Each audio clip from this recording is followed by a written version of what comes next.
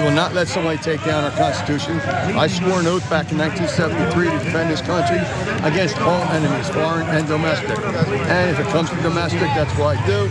If the UN comes in here, there are foreign invaders in our country, and I will do what I got to do to stand up for them. I can tell you right now, if they steal the election, all bets are off. How about civil war? Let's go for it. Everybody has had enough.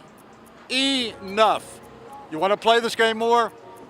Watch what happens. A new Inspector General report looks into how the DHS essentially dropped the ball when it came to collecting and sharing intel prior to the January 6th riots.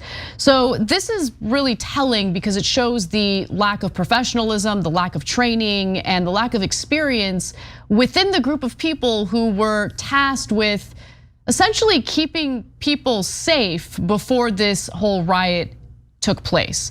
Now, the DHS Office of Inspector General found that 3 different divisions within the Trump-era DHS Office of Intelligence and Analysis had either collected intelligence or identified potential violent threats and did not release that information in reports outside the department prior to January 6th, instead emailing threat information to local DC partners before the attack in a way that was not as widely disseminated as its usual intelligence products. Now, this had some serious consequences. Because of the lapse in information sharing, DHS was unable to provide its many state, local, and federal partners with timely, actionable, and predictive intelligence. And this, again, is according to that Inspector General report. Now, the watchdog group also found 3 main reasons for this issue. So they found that within the open source collection operations branch, for instance, staff collected threat information but did not produce any actionable information. This was in part because of inexperienced collectors that did not receive adequate training, according to the IG. So I'm gonna get into the details of that in just a second, but just a few quick bullet points for you. They found, again, the inadequate training, that's a huge problem. A lack of understanding about the guidelines for its reporting, and also hesitancy to report following scrutiny that they received over their handling of the Portland protests that took place in 2020. To me, that was the most interesting part of this report, okay? They felt beaten and battered by the criticism they received as a result of what happened in Portland in 2020. That they were they were terrified to do their jobs, and they were terrified to share intel that they felt might be interpreted as hyperbole, okay? Collectors in that office described feeling hesitancy after criticism of the way the office handled intelligence during the protests in Portland, Oregon in the summer of 2020. An earlier DHS review found that the intel office had gathered and disseminated intelligence on US journalists there. Okay, let's just pause for a second. Let's pause for it.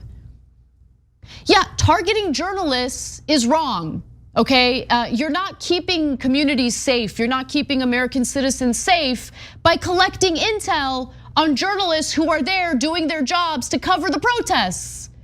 It's like, oh my God, oh, we're so scared. We got criticism for doing something obviously stupid. And as a result of that, we're now afraid to do our jobs. Like, these people, all of them, they should be fired. Go. You're not supposed to be doing this job. It's not right for you.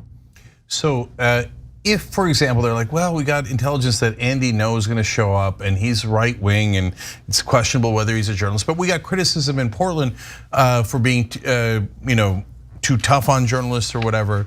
So we're not sure what to do. Well, okay, I don't love it, but I understand it, right? But no, in this case, it wasn't like right-wing journalists or anything like that. It was avowed militia members who have been known to be advocating violence on that day against government officials. That's like the very core of your job. It doesn't have anything to do with journalists, and it isn't close. So you can say, with the benefit of hindsight, it's easier to see that. There's some truth to that, because they were like, yeah, but they're not gonna breach the Capitol. That's crazy, right? They thought it was just so outlandish. Except it's your job to report what they're saying, right? And they're saying that they're gonna try to breach the Capitol. The Capitol Police should probably know about that. It's not your job to interpret the validity of what these people are planning to do. It is your job to compile that report and share that report to let the the relevant people know that, hey, this is something that could potentially happen. So in case it does happen, be prepared. But they didn't share that intel. In fact, after the criticism they faced for the way that they handled the Portland protests, there was a shakeup, okay, when it came to leadership, and apparently that had a huge impact as well. As CNN reports, the events in Portland led to a shakeup in the office's top ranks and caused lasting damage to its reputation. The office has not had a Senate-confirmed leader since May of 2020. And President Joe Biden's nominee, Kenneth Weinstein, has been waiting or awaiting a vote in the Senate. Okay, so two things about that. Number one, look, to be fair, in this report at least, I was worried they were gonna say Trump officials told him, maybe we don't report everything, right? If you believe them, that didn't happen. Okay, so that's good news, right? If you believe them. And there's always a little bit of CYA going on here, right? But overall, okay, that's at least positive. Now, but if you're Biden, and the Department of Homeland Security already had this issue, and the Republicans have been blocking now for well over a year your nominee, just do a recess appointment, just be done with it, right? I mean, Trump would do acting chief nonstop, right? He'd be like, oh, you guys are gonna confirm the Looney Tunes guy that I just pulled out of an asylum? Who cares? He's now the acting Secretary of Defense, right? Oh, it's my waiter at the restaurant I go to, named McDonald's. Sure, yeah, I put him in because he's my lackey. I don't care, right? He's acting Defense Secretary, right? Whereas Biden's like, I don't. But it's only been a year and a half. Can I just put the guy in? Let's move on. Let's move on. If they're being obstructionists, move on. Totally, 100%. I mean, it's sad that this is what politics has become. But it's the truth. This is what politics has become. Now, I want to give you some specific examples of the intel that they had, but refused to share. So in one case, on January 2nd, after a collector learned that individuals online were sharing a map of the US Capitol building, he messaged his colleagues saying he thought people would, quote, try and hurt politicians, the report says. Two employees discussed a possible employee surge to respond to the escalating threats, but they did not discuss issuing an intelligence product, meaning they didn't communicate this with the appropriate people. Okay, there's another example. On the same day, two collectors discussed online comments threatening to hang Democrats in Washington, D.C., but did not think the comments met the reporting threshold. Because threatening to hang politicians doesn't necessarily meet the reporting threshold. Jesus, what's the reporting threshold? Yeah. Like literally, I can't imagine anything worse in Washington than we are planning to execute politicians. How is that, and especially if you're in the government, how does that not cross the threshold? Jesus, what would?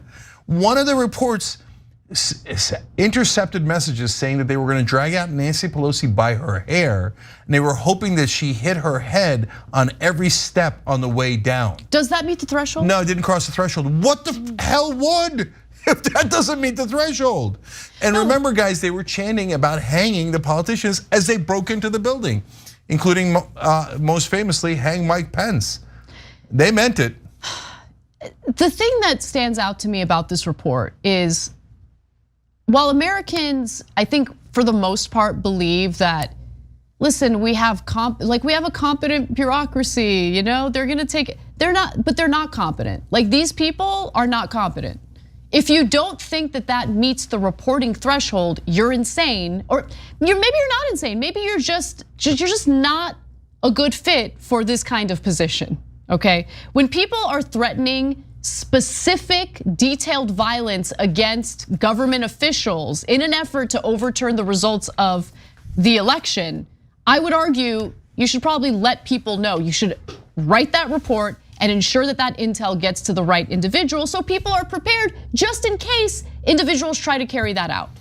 Look, Anna, I know it's apples and oranges, but at the same time, look, in the Tamir Rice case, they thought that a 12-year-old kid was enough of a threat to shoot him and kill him within 2 seconds. Those are different government officials. They were cops in the Cleveland area, right?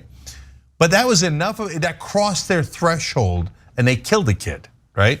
They didn't ask him any questions, they just killed him on the spot. But we're gonna murder politicians in Washington, D.C. We're gonna drag them by the hair, we're gonna hang them, and we're part of a militia that's been training for this for years that didn't meet the threshold. They didn't think that that was much of a threat.